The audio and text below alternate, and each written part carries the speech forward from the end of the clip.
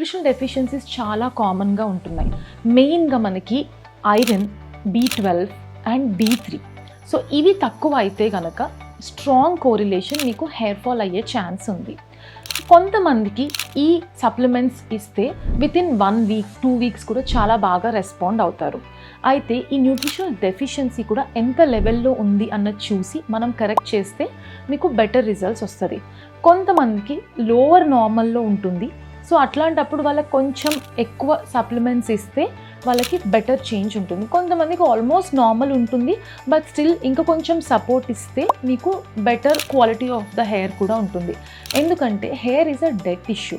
So ఈ nutritional supplements అన్నీ కావాల్సిన దానికన్నా కొంచెం ఎక్కువ ఉంటేనే మీకు అది హెయిర్ దాకా వెళ్తుంది అండ్ హెయిర్ గ్రోత్కి కానీ హెయిర్ ఫాల్ కంట్రోల్కి కానీ ఉపయోగపడుతుంది.